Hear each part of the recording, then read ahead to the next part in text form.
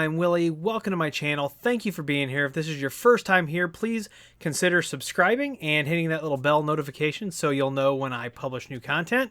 And I hope you'll stick around for all the tips, tricks, and configuration tutorials that we're going to drop on you for all your technology needs. If you're a returning subscriber or viewer, thank you very much.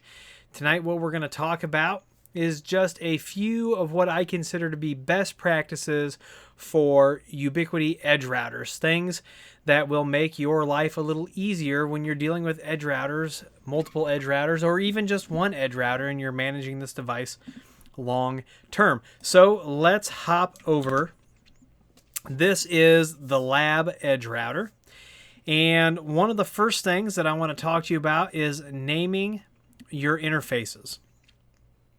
So you can see here that BR0 by default has a local bridge description, but then when I created VLAN number 2, I called this the VLAN. Now, that was done in jest, but if you have different VLANs on your interfaces, you can name them different things by going over to Actions and Config. And when you create this, you can put something that is really descriptive in the description. And I encourage you to do that so that when you're looking at this, you understand what it is that you're looking, what was I thinking when I set this up? The internet, you can see, is ETH0 there. And then the other interfaces, it tells me that they are in my local bridge, and then ETH3, I have nothing, but I could, configure this. And if I wanted to add something here, we'll call this like, fiber uplink. All right, so you can see once we did that, it changed that description. Another thing that I think that if you are doing an edge router configuration and you're doing something simple, so ETH0 is your internet, and then you've either got bridged interfaces or you've got a single interface, I will tell you that there is no better way to get started on the edge router than the WAN plus 2 LAN 2 wizard. So from the very beginning, that is another thing that I think you should do. Always start with one of these wizards, whether it's load balancing, whether it's load balancing with failover, or the WAN plus 2 LAN 2. You do not get a better default configuration for a firewall, as far as firewall rules go, than with this WAN plus 2 LAN 2. Or any of the other setup wizards that Ubiquiti provides. You're not going to get a better default firewall set of rules. They've done a fantastic job of rolling that out. So that's number 2. So number 1, name your interfaces, but I guess that would actually come after you did, use the wizard to do your base setup. So use the wizard to do your base setup, then go back, name your interfaces. The next thing is get rid of that UBNT user. Now, if this is in the lab, it's not as important because we're always changing things around. But when your router is in production, do not use UBNT for the username and or password. Create an entirely new user. Okay? Then the next thing I want to talk to you about is here on your system tab. Host name. Whenever I get into somebody's router and I see that it says welcome username to UBNT, I always take a couple minutes to explain this.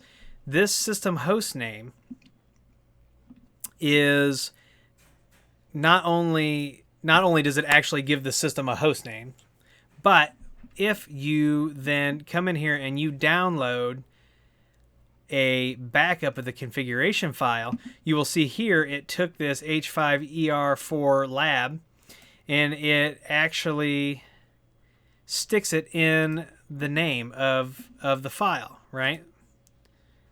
So if I open this, you'll see that it actually sticks that host name in the router backup file. So if you're managing this, you're going to know.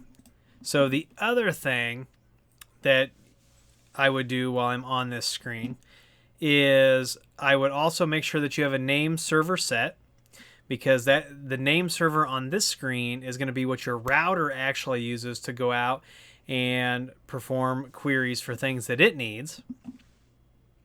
So This could be 1.1.1.1. It could be your internal. And then I would also set the proper time zone.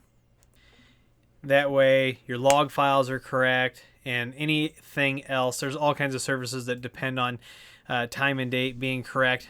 We're going to make sure that that is all correct. If you're not using SNMP, uncheck that. Do use a system log server. And then, make sure you're saving this. Make sure you are making a backup of the configuration. So that's just a few tips that can get you up and going, and make sure that you are having consistent configuration across your edge routers and helping you keep things secure and organized. So if you like this video, please give me a thumbs up. Please subscribe, please comment and share. Please follow me on Twitter and Instagram. If you need IT consulting, you can go to williehowe.com, fill out that contact form. Somebody will contact you as soon as possible. And if we can't help you, we'll get you to a vendor who can. That's our promise to you. If you'd like to talk to us on Discord, the link is down below. If you'd like to support the channel by becoming a patron on Patreon, thank you to those folks. That link is down below. And if you'd like to buy any of the gear that you see here on the channel, there are some Amazon affiliate links down below. It doesn't change your price at all, but it does kick a couple bucks to the channel, and I want to thank you if you use those links. And as always, thank you for being here, and I'll see you in the next video.